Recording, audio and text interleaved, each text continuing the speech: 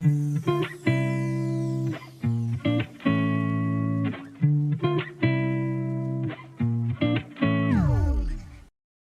ಈ ಥರ ಮಾಡ್ಕೊಳ್ಳಿ, ತುಂಬ ಟೇಸ್ಟಿಯಾಗಿರುತ್ತೆ. ಮನೆಯಲ್ಲಿ ಬೀಟ್ರೂಟ್ ಯಾರು ತಿನ್ನಲಾರ್ದವರು ಕೂಡ ಈ ಥರ ಮಾಡಿಕೊಟ್ರೆ ಇಷ್ಟಪಟ್ಟು ತಿಂತಾರೆ. ನೀವು ಟ್ರೈ ಮಾಡಿ.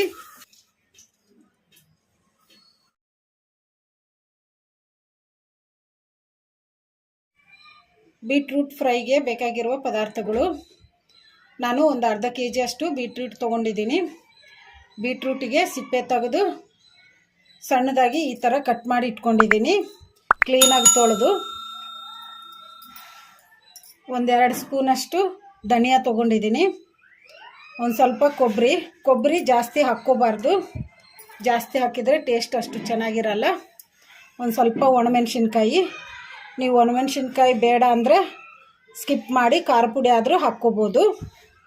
ಒಂದು ಸ್ವಲ್ಪ ಕರಿಬೇವು, ಒಂದು ಸಣ್ಣ ಸ್ಪೂನಷ್ಟು ಕರಿಮೆಣಸು, ಒಂದು ಸ್ವಲ್ಪ ಮೆಂತ್ಯಕಾಳು, ಒಂದು ಸ್ಪೂನು ಜೀರಿಗೆ, ಒಂದು ಸ್ವಲ್ಪ ಬೆಳ್ಳುಳ್ಳಿ, ಒಗ್ಗರಣೆಗೆ ಎಣ್ಣೆ, ಸಾಸಿವೆ ಜೀರಿಗೆ, ಉದ್ದಿನಬೇಳೆ, ಕಡಲೆಬೇಳೆ, ಅರಿಶಿನ ಪುಡಿ, ಉಪ್ಪು. ನಾನು ಸ್ಟವ್ ಆನ್ ಮಾಡ್ಕೊಂಡು ಸ್ಟವ್ ಮೇಲೆ ಒಂದು ಕಡಾಯಿ ಇಟ್ಕೊಂಡಿದ್ದೀನಿ. ಕಡಾಯಿ ಕೂಡ ಬಿಸಿಯಾಗಿದೆ. ಈಗ ಇದಕ್ಕೆ ನಾವು ರೆಡಿ ಮಾಡಿ ಇಟ್ಕೊಂಡಿದ್ವಲ್ಲ ಮಸಾಲೆಗಳು, ಈಗ ಇವನ್ನೆಲ್ಲ ಹಾಕಿ ಫ್ರೈ ಮಾಡ್ಕೊಂಬಿಡೋಣ, ಕಲಿಸ್ಕೊಂಬಿಡೋಣ.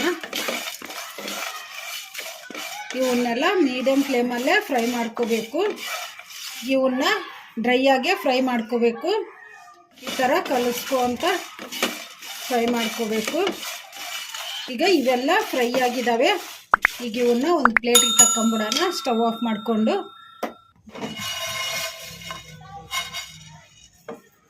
ಈಗ ಒಂದು ಪ್ಲೇಟಿಗೆ ತಕ್ಕೊಂಡಿವಲ್ಲ, ಈಗ ಇವನ್ನ ತಣ್ಣಗಾಗಕ್ಕೆ ಬಿಡೋಣ. ಈಗ ಇವೆಲ್ಲ ತಣ್ಣಗಾಗಿದ್ದಾವೆ.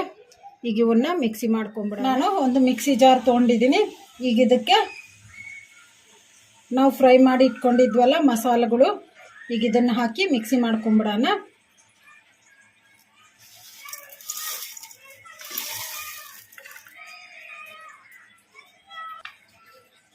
ಈಗ ಮಿಕ್ಸಿ ಜಾರಿಗೆಲ್ಲ ಹಾಕ್ಕೊಂಬಿಟ್ಟಿವಲ್ಲ, ಈಗ ಇದಕ್ಕೆ ಒಂದು ಸ್ವಲ್ಪ ಬೆಳ್ಳುಳ್ಳಿ ಹಾಕೋಣ.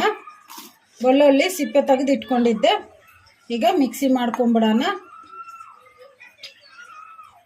ಈಗ ಮಿಕ್ಸಿ ಮಾಡ್ಕೊಂಡಿವಲ್ಲ, ಈಗ ಮಿಕ್ಸಿ ಜಾರ್ ಮುಚ್ಚಳ ತೆಗೆದು ನೋಡೋಣ.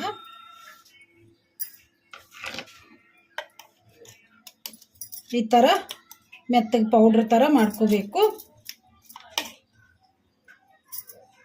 ಈಗ ಇದನ್ನು ಒಂದು ಸೈಡಿಗೆ ಇಟ್ಕೊಂಡ್ಬಿಡೋಣ. ಮಾಡ್ಕೊಂಡು ಸ್ಟವ್ ಮೇಲೆ ಒಂದು ಕಡಾಯಿ ಇಟ್ಕೊಂಡಿದ್ದೀನಿ. ಕಡಾಯಿಗೆ ಒಂದು 3 ಸ್ಪೂನಷ್ಟು ಎಣ್ಣೆ ಹಾಕಿಟ್ಟಿದ್ದೀನಿ. ಈಗ ಎಣ್ಣೆ ಕೂಡ ಬಿಸಿಯಾಗಿದೆ. ಈಗ ಇದಕ್ಕೆ ಒಂದು ಅರ್ಧ ಸ್ಪೂನು ಉದ್ದಿನಬೇಳೆ, ಒಂದು ಅರ್ಧ ಸ್ಪೂನು ಕಡಲೆಬೇಳೆ, 1 ಸ್ಪೂನು ಸಾಸಿವೆ ಜೀರಿಗೆ, ಇವನ್ನೆಲ್ಲ ಹಾಕೋಣ.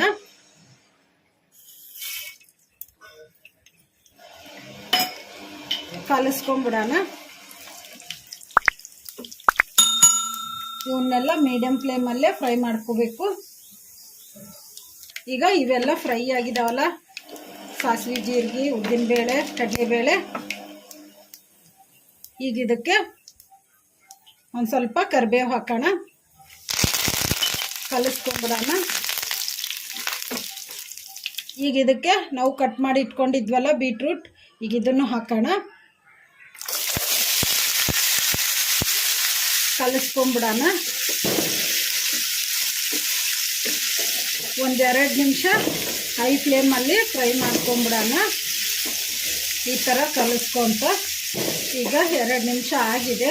ನಾವು ಹೈ ಫ್ಲೇಮಲ್ಲಿ ಇಟ್ಕೊಂಡು ಕುದಿಸೋಕ್ಕೆ ಇದನ್ನು ಮೀಡಿಯಮ್ ಫ್ಲೇಮಲ್ಲಿ ಇಟ್ಕೊಂಬಿಡೋಣ. ಇದಕ್ಕೆ ರುಚಿಗೆ ಎಷ್ಟು ಬೇಕಷ್ಟು ಉಪ್ಪು ಹಾಕೋಣ.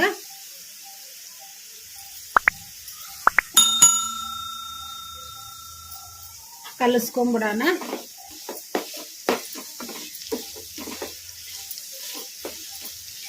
ಈಗ ಉಪ್ಪು ಹಾಕಿದ್ಮೇಲೆ ಕಲಿಸ್ಕೊಂಬಿಟ್ಟಿವಲ್ಲ, ಈಗ ಇದನ್ನು ತಟ್ಟೆ ಮುಚ್ಚಿ ಮೀಡಿಯಮ್ ಫ್ಲೇಮಲ್ಲಿ ಫ್ರೈ ಮಾಡ್ಕೊಂಬಿಡೋಣ. ಅವಾಗ ತಟ್ಟೆ ತೆಗೆದು ಕಲಿಸ್ಕೊಂತ ಫ್ರೈ ಮಾಡ್ಕೋಬೇಕು. ಈಗ ತಟ್ಟೆ ಮುಚ್ಚಿಬಿಡೋಣ. ಒಂದು 10 ನಿಮಿಷ ತಟ್ಟೆ ಮುಚ್ಚಿ ಫ್ರೈ ಮಾಡ್ಕೊಂಬಿಡೋಣ. ಈಗ ಒಂದು ಸಲ ತಟ್ಟೆ ತೆಗೆದು ಕಲಿಸ್ಕೊಂಬಿಡೋಣ.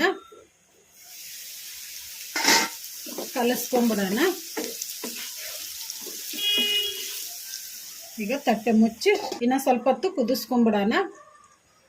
ಈಗ 10 ನಿಮಿಷ ಆಗಿದೆ. ಮುಚ್ಚಳ ತೆಗೆದು ನೋಡೋಣ. ಕಲಿಸ್ಕೊಂಬಿಡೋಣ.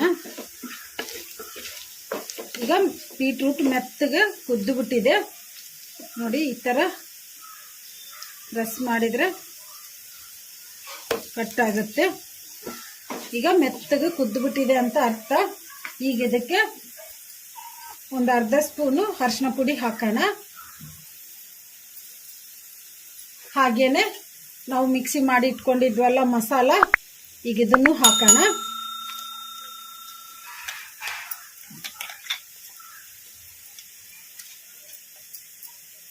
ಕಲಿಸ್ಕೊಂಬಿಡೋಣ.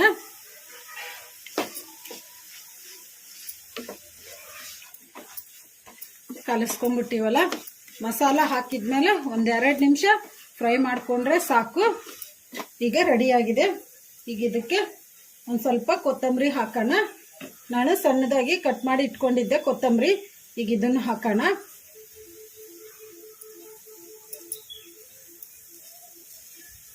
ಕಲಿಸ್ಕೊಂಬಿಡೋಣ. ನೀವು ಈ ಥರ ಮಾಡ್ಕೊಳ್ಳಿ, ತುಂಬ ಟೇಸ್ಟಿಯಾಗಿರುತ್ತೆ. ಮನೆಯಲ್ಲಿ ಬೀಟ್ರೂಟ್ ಯಾರು ತಿನ್ನಲಾರ್ದವರು ಕೂಡ ಈ ಥರ ಮಾಡಿಕೊಟ್ರೆ ಇಷ್ಟಪಟ್ಟು ತಿಂತಾರೆ. ನೀವು ಟ್ರೈ ಮಾಡಿ. ಈಗ ರೆಡಿಯಾಗಿದೆ ಬೀಟ್ರೂಟ್ ಫ್ರೈ. ಈಗ ಸ್ಟವ್ ಆಫ್ ಮಾಡಿಕೊಂಡು ಸರ್ವ್ ಮಾಡ್ಕೊಂಬಿಡೋಣ.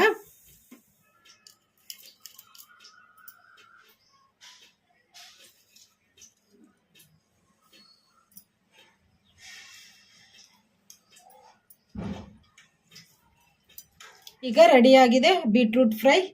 ಈಗ ಇದನ್ನು ಚಪಾತಿ ಜೊತೆಗಾಗಲಿ, ಅನ್ನ ಸಾಂಬಾರು ಜೊತೆಗೆ ಸೈಡ್ ಡಿಶ್ ಥರ ಆದರೂ ತಿನ್ಬೋದು.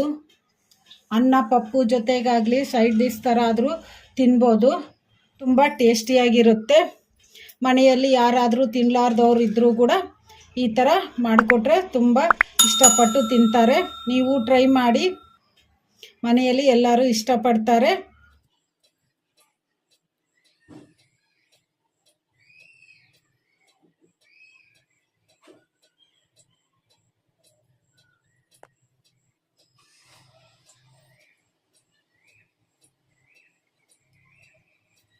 ಈ ವಿಡಿಯೋ ನಿಮಗೆ ಇಷ್ಟ ಆದರೆ ನನ್ನ ಚಾನಲನ್ನು ಸಬ್ಸ್ಕ್ರೈಬ್ ಮಾಡಿ, ಲೈಕ್ ಮಾಡಿ, ಶೇರ್ ಮಾಡಿ, ಕಮೆಂಟ್ ಮಾಡಿ.